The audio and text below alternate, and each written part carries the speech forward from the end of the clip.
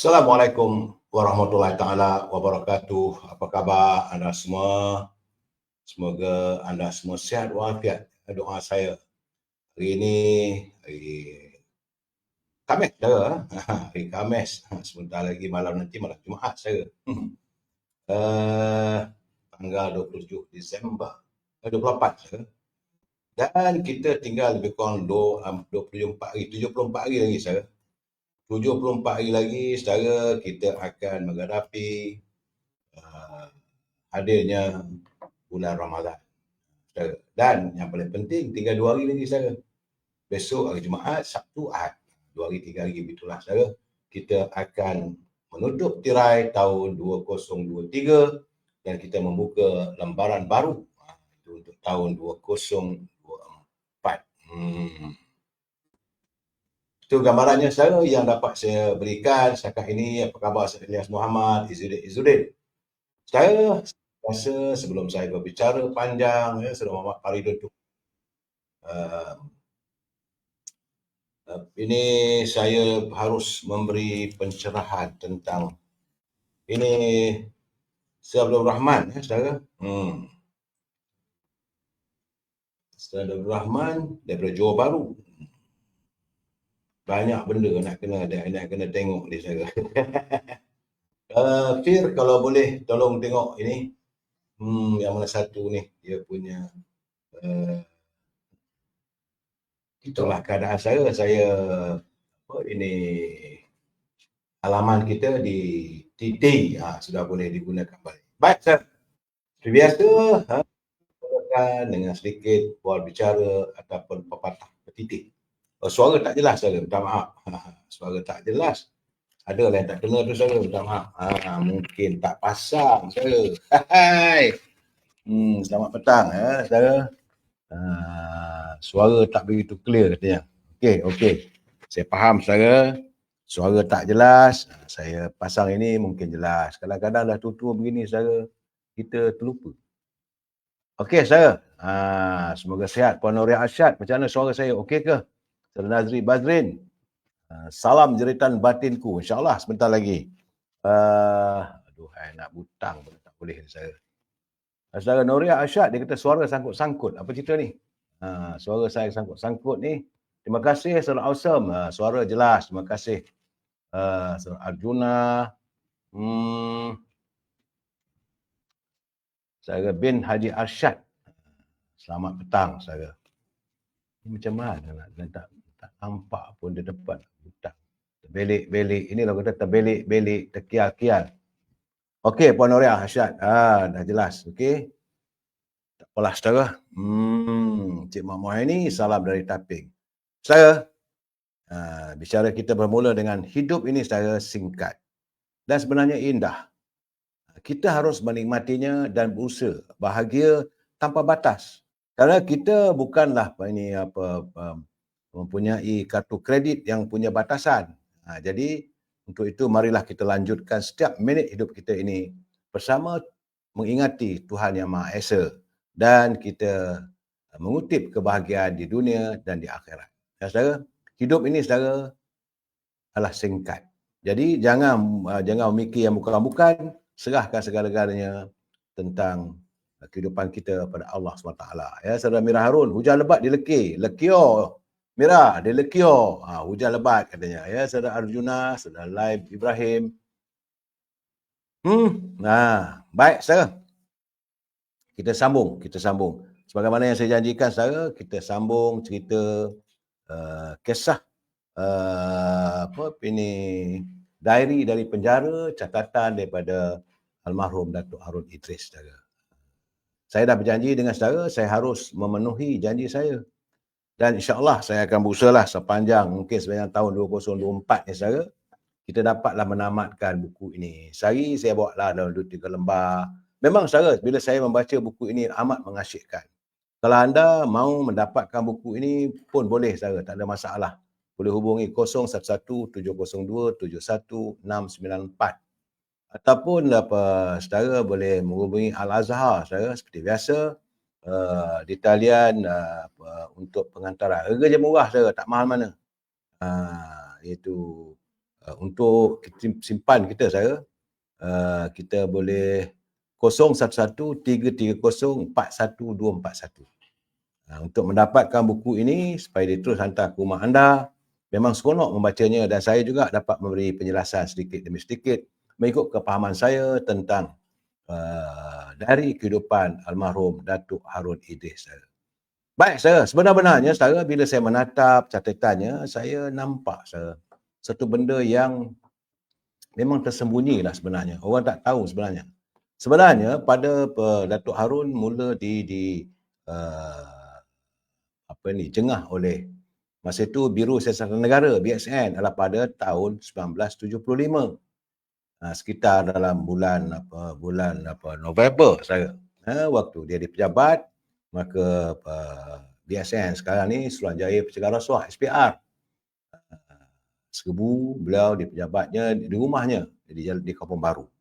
Kemudian kes ni senyap seketika, tetapi pada waktu Tun Razak, ya saudara, Tun Razak ada di Mekah pula saudara, di London, maka kes itu mula nak dibawa. Sedangkan almarhum Tun Razak berusaha untuk menyelesaikan, macam mana saya katakan semalam,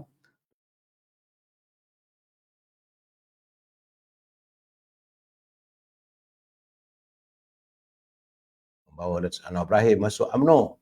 Dua pesanan, dua mandat yang dititipkan oleh Tun Razak pada Tengku Razli Hamzah.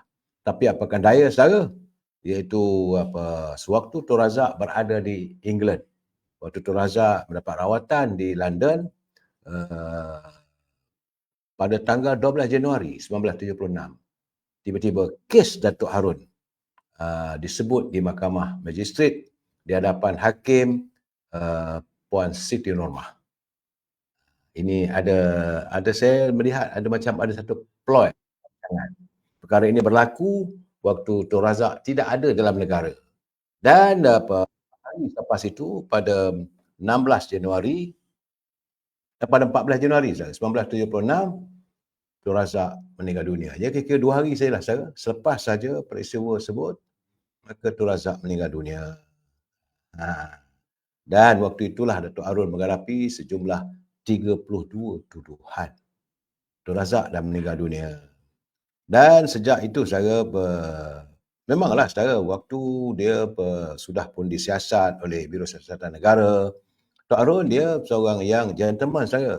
Sebab itu pada tahun Januari 1975, dia mengambil keputusan untuk bercuti dari jawatannya sebagai Menteri Besar Selangor dan dipangku oleh Allahyarham Datuk Hormat Rafi'i.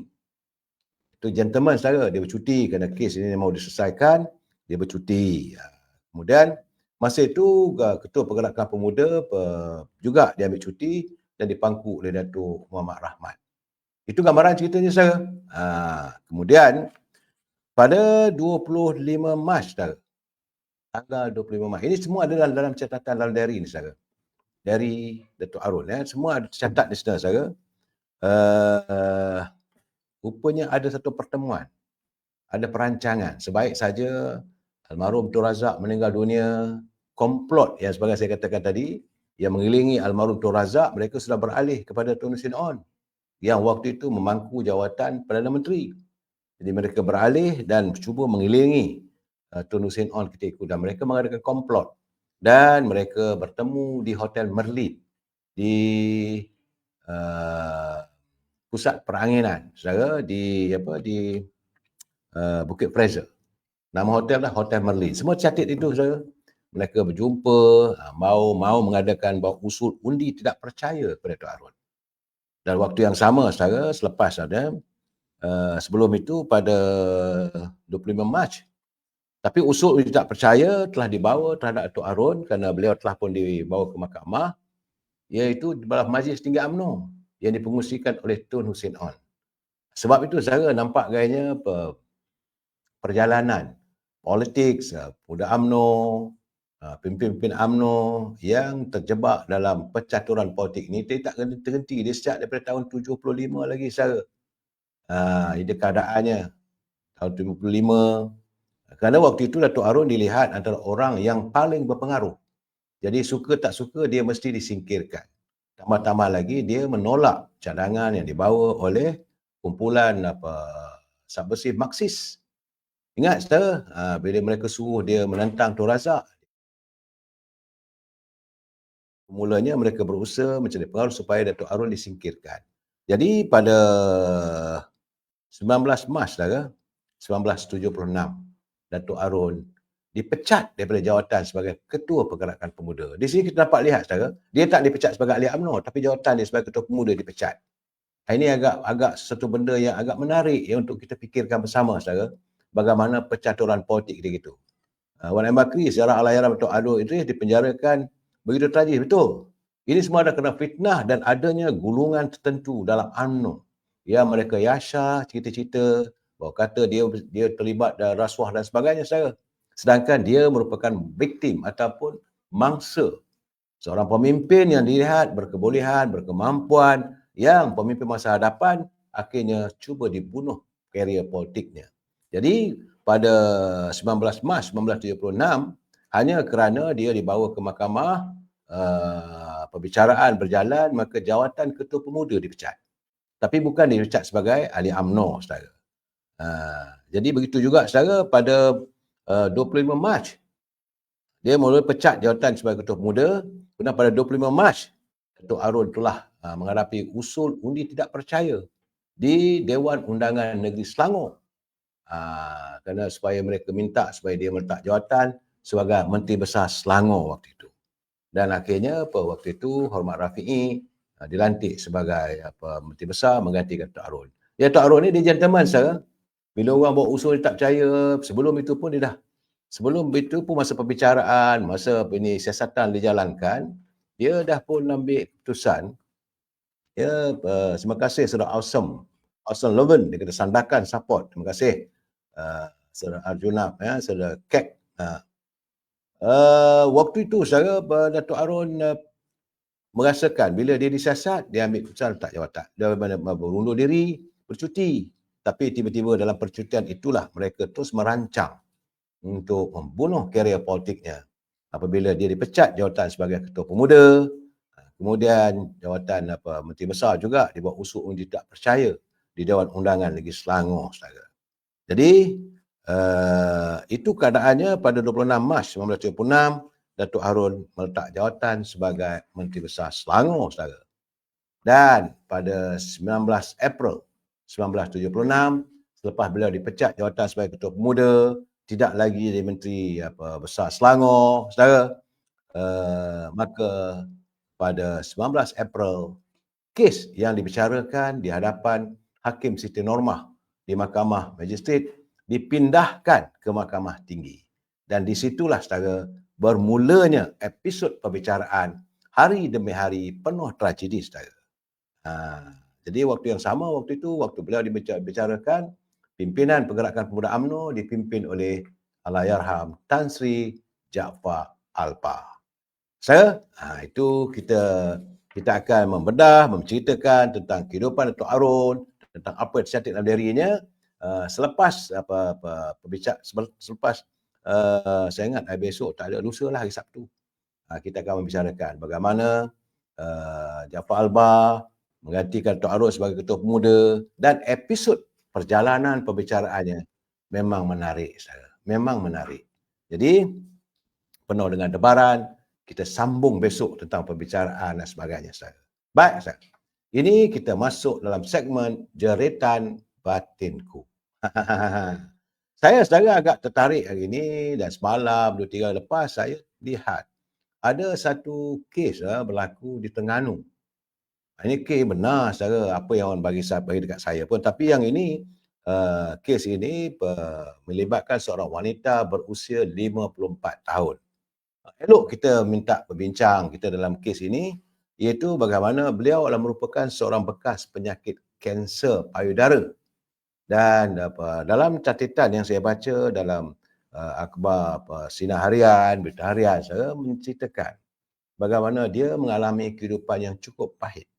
Apabila sebaik saja dia menjalankan payudara, pembelahan payudara sebelah je pun, saya bukan dua-dua belah, hanya sebelah payudaranya Selepas saja dia menjalani pembedahan, maka suaminya mengambil tindakan menceraikannya. Sebab ini katanya tujuan pembedahan dilakukan untuk mengelakkan agar kanser payudara itu tidak merebak, saudara. Wanita berusia 54 tahun yang hanya mahu dikenali sebagai Mimi. Nama dia Mimi, tak ada nama samaran, saudara. Dia kata dia berusia 54 tahun. Jadi dia mengambil keputusan untuk membuang sebelah payudaranya itu kerana dia tidak mahu mengambil risiko apabila doktor mengesahkan bahawa dia mengalami penyakit kanser payudara tahap 4. Jadi bila suami dapat tahu, suami dia sibuk mengatakan pergi jumpa bomoh lah, nak cari orang secara perubatan tradisional. Jadi dia kata yang menderitanya diri dia. Mimi kata yang menderita dirinya. Suami tak tahu, dia tak tahu sakitnya. Jadi kalau itu keadaannya, dia kata dia redha lah. Dia lebih redha mengikut nasihat doktor untuk melakukan pembedahan dan membuang satu bahagian kiri payudaranya. Dan suaminya tak benarkan dia. Walaupun, dia kata, walaupun suami saya tak benarkan saya melakukan pembedahan, membuang payudara saya, tapi saya tetap teruskan juga pembedahan itu. Kerana saya harus berikhtiar untuk menyelamatkan nyawa saya, itu lebih penting katanya. Jadi bagaimanapun bila dia ambil tindakan begitu, suaminya marah. Akhirnya suaminya merang dengan tindakan tersebut dan melafazkan cerai terhadap isterinya. Jadi sebelum berlepas cerai, dia pernah berkata pada orang, hidap sakit payudara ni hanya mampu hidup setahun dua saja, kata suaminya. Sebab dia kata bercerailah kalau gitu. Tapi dia kata tak apalah, ajal maut di tangan Tuhan. Dia katanya, saya kata ajal maut, jodoh itu semuanya atas Tuhan Allah.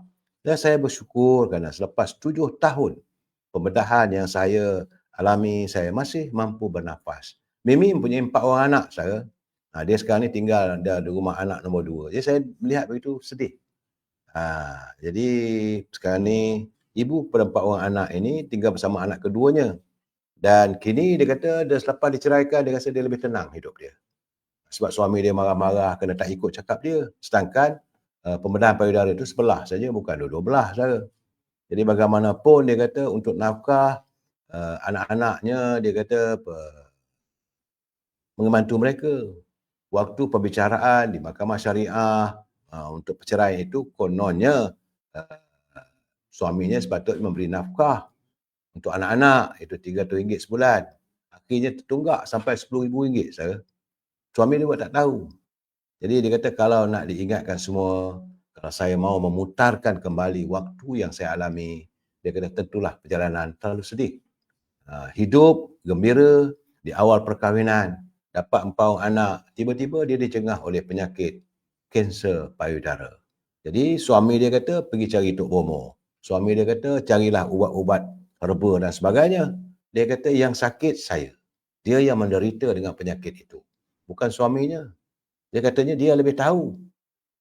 Jadi lepas tu suami dia kata selalunya kalau awak dah sampai tahap 4 ni, paling lama pun tinggal setahun 2 tahun je boleh hidup, katanya. Dia suami dia begitu. Bagi saya lah kejam lah suami itu. Dan akhirnya dia ambil keputusan mengikut nasihat doktor, dia melakukan pembedahan, membuang sebelah kiri payudaranya itu. Tinggallah satu saja sebelah kanan. Itu membuatkan suaminya berang, marah dan melafazkan lafaz cerai. Dia kata tak apalah.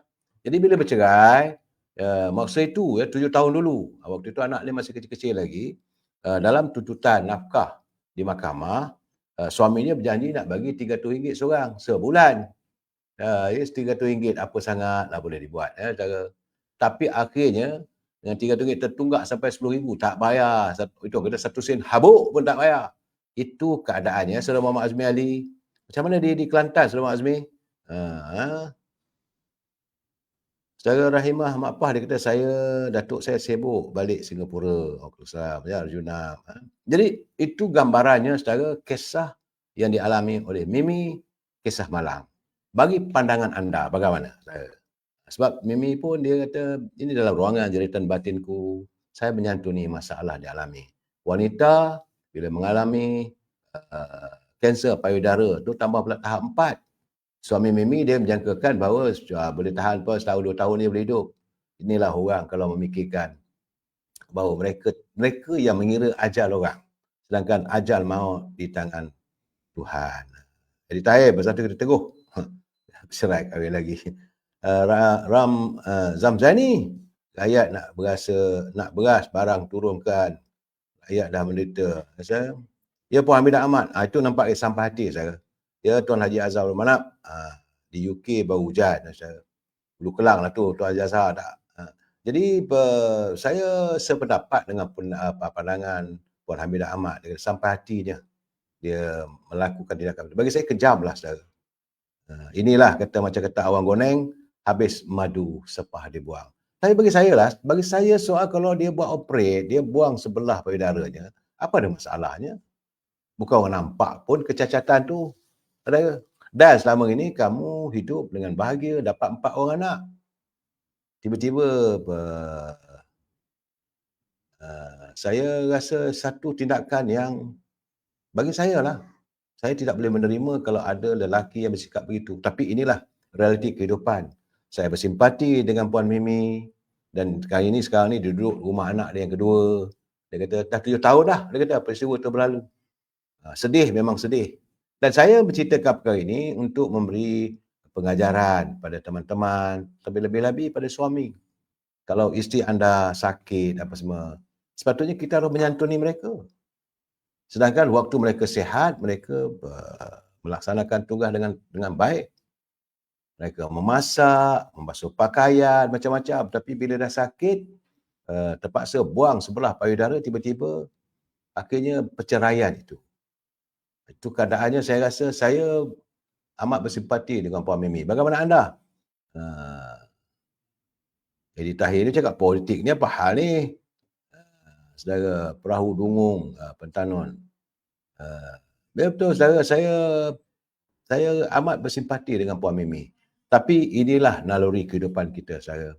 Dalam hidup ini, saya ingin berpesan pada teman-teman, utama para isteri, jagalah kesihatan anda sebaik mungkin.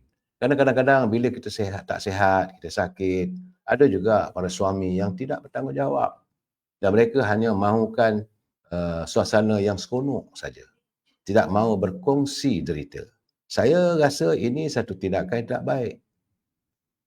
Hidup kita ni susah senang bersama. Ya, macam orang goneng dia kata habis madu sepah dibuang. Bagi saya nak kata habis madu pun tidak juga, dia masih sebelah aja saudara. Itulah yang dialami oleh Mimi dan teman-teman. Kalau ada masalah sakit payudara tu, berhati-hatilah saudara. Sebab penyakit dia datang dengan begitu pantas sekali. Nak perginya pula macam semut. Hari ini segmen saya bagi 2. Satu cerita buku Datuk Harun. Kalau tuan-tuan, teman-teman nak dapatkan buku ni, jangan lupa boleh hubungi saya atau Al-Azhar sebagaimana yang saya sebutkan tadi. Ataupun boleh anda hubungi di talian ini 0117027194. Boleh. Dan boleh juga kalau anda punya masalah untuk berkongsi pandangan dalam jeritan batinku. Sila hubungi 0117027194. Just PM je, sebut, tak payah nak telefon, tak payah nak bercakap, saya catatkan apa masalah anda. Itu kalau anda nak beli buku ni pun boleh juga. Mahal mana pun, RM30 brother. Duhai. Saudara Hashim Aliah, dia kata manusia memang begitu, tak mengenang budi. Asyik memilih body saja. Saudara Kamrul, terima kasih. Saudara Puan Hamidah, dia kata tak apa Mimi. Nanti adalah habuan buat dia. Nampak gaya macam Puan Hamidah ni, dia memang menyanjungi Puan Mimi ni. Dan dia geram betul lah, dia kata tak apalah Mimi, dia kata adalah habuan buat dia nanti, betul. Saudara Bes Sen Chun Sen, Edi Tahir, dia kata jangan marah politik rumah tangga. Ini bukan soal politik rumah tangga, ini mereka tidak mengenang budi. Saudara, apa hal pula Iman Aisyah ni? Bila saya, dia bangangkan saya. Apakah anda dan family anda sebegitu? Saya tak tahulah anda. Nora Osman begitulah. Bila dah jemu, sudah hilang rasa sayang. Jadi secara Kasim Syim, dia kata sekarang ni yang hidup serba-serbi ada itu pun ada yang bercerai. Sepatutnya tak jadi begitulah. Begitulah keadaannya, saudara. Cuma saya heranlah, saudara. User ni, apa ni, Iman Aisyah. Iman Aisyah Hajah Minah. Apa masalah anda? Dia anda kata, banganglah saya ni. Kata, kenapa? Saya menceritakan tentang kehidupan. Pun bangang. Hai, tak tahulah manusia sekarang ni.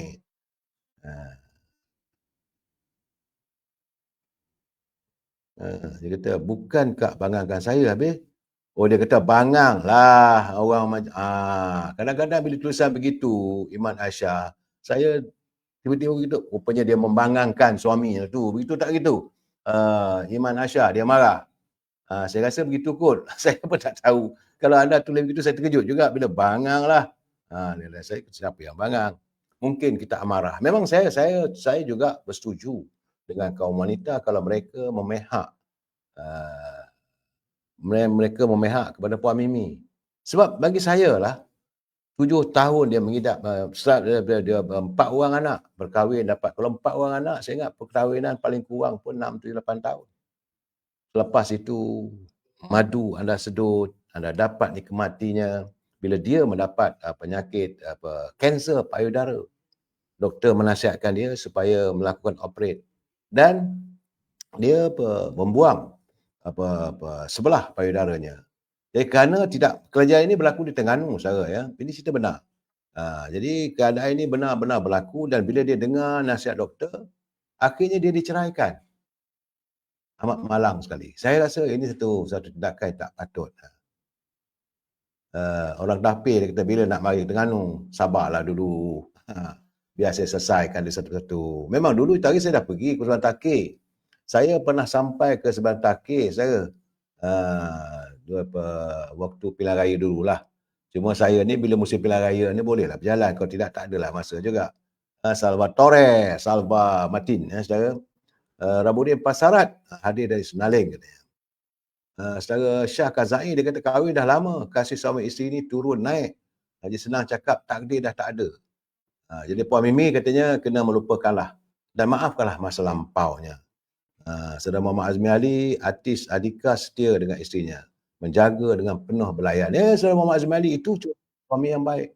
Macam Adika, dia bila suami isteri dia sakit, dia jaga dengan baik. Saya teringat lagi saudara, antara artis yang menjaga isterinya dengan baik adalah macam Allahyarham Abang Ahmad Nawab, Abang Ahmad Daud. Waktu itu Kak Sadiah tak bersihat pun, dia jaga dengan baik. Begitu juga dengan Abang Esromaino, walaupun beliau meninggal di Mekah. Abang Aziz Jaafar. Ada juga teman-teman kita yang saya lihat mereka merawat cinta kasih sampailah sampai ke jannah. Tapi suami yang ini baru isteri kena kanser payudara kerana tak ikut cakap dia. Dia suruh isteri dia pergi cari ubat, cari berumur. Tentulah isterinya yang menderita penyakit tu. Kita mana tahu, sakit saudara. Ini kanser payudara ni bukan main-main punya sakit. Jadi saudara Rabudin sepatutnya katanya santunilah dengan penuh kasih sayang. Jadi semoga Puan kata Puan Hamidah Ahmad, dia kata semoga anak-anak Puan Mimi sedar bahawa perbuatan bapa mereka. Sedarlah itu perbuatan bapa anda yang melepaskan tanggungjawab begitu saja. Jadi kata Puan Hamidah Ahmad, jagalah ibu anda sebaik mungkin. Kerana di situlah letaknya syurga. Saya amat bersimpati bila saja dia mengalami pembedahan, dipotong payudaranya, suami boleh sanggup melapaskan cerai. Saya tak faham itu. Jadi ertinya dalam hidup kita ni masih ada lagi. Sebab itu selalu saya katakan, dalam masyarakat binatang tidak ada manusia. Tapi dalam masyarakat manusia, banyak binatang. Itu gambaran saya lah. Saya rasa tak sepatutnya. Memanglah kita tak tahulah apa yang berlaku, pertengkaran. Kadang-kadang isteri itu mungkin dia menzahirkan perasaan, kecewa sebagainya, mungkin dia bersungut, dia suami tak tahan. Mungkin. Tetapi bila Puan Mimi mengatakan, suami dia suruh cari ubat melalui bomo. bukan dengan perubatan moden. Bila dia pergi jumpa buat moden, doktor kata untuk menyelamatkan nyawa anda, eloklah dibuang payudara belah kiri tu. Jadi dia memilih antara dua pilihan. Akhirnya dia mengikut cakap doktor. Alhamdulillah dah 7 tahun pun. Dah 7 tahun dia hidup, masih lagi hidup dengan sempurna, tapi dia menumpang rumah anak lelaki keduanya. Itulah keadaan saya. Jadi Puan Mimi, kata Syah Kazai, Puan Mimi dia kata kenang pun tak guna. Ex suami itu pun pasti akan terima balasannya. Saya bila memanglah saya sedih sangat mendengar apa yang dialami oleh Puan Mimi dan Muhammad. Jadi bagi saya lah, kalau kamu nak kahwin lagi pun kahwinlah, tapi janganlah mencari alasan hanya disebabkan Puan Mimi melakukan pembedahan payudaranya, maka dia diceraikan. Pertama, anak 4 orang ditinggalkan. Waktu itu kamu tinggalkan dia dalam keadaan anak masih kecil lagi. 7 tahun dulu, sekarang anak dah besar sebab itu dia menumpang di rumah anak yang nombor 2. Saudara, waktu itu memang tak bertanggungjawab. Mahkamah sudah memutuskan supaya kamu bayar bagi nafkah. Kamu tak bayar. Mahkamah kata RM300 pun kamu tak bagi. Yang tertunggak sampai RM10,000. Dan Puan Mimi ni saya nampak orang baik. Dia tak pergi mahkamah tuntut lagi. Sebab dia, bagi dia kata tak apalah. Itu hutang dia antara dia dengan Allah SWT. Apa yang dia lakukan, apa dia alami padanya, dia menganggap ini adalah sebagai satu tragedi dalam hidupnya. Jadi dalam ruangan jeritan batinku ini, saya harap teman-teman, kita harus bersimpati dengan Puan Mimi dan jadikanlah ini sebagai tauladan bagi kita. Para suami, jadikan ini tauladan, jangan anda mudah melapaskan cerai pada isteri hanya disebabkan dia mengalami musibah. Siapa nak sakit? Bila dah sakit, kanser payudara, bila buang satu sebelah payudara, tiba-tiba nak ceraikan dia. Bagi saya itu tak baik. Dan kepada warga wanita, harus berhati-hati. Selalunya kadang-kadang wanita lebih mudah dijengah oleh kanser payudara. Itulah keadaan saya bila cerita benda-benda begini, hati saya sayu, saudara. Tapi bagaimanapun, saudara, ini petang-petang Jumaat ni, kita berdoalah. Saya berdoa agar Puan Mimi bahagia bersama anak-anaknya.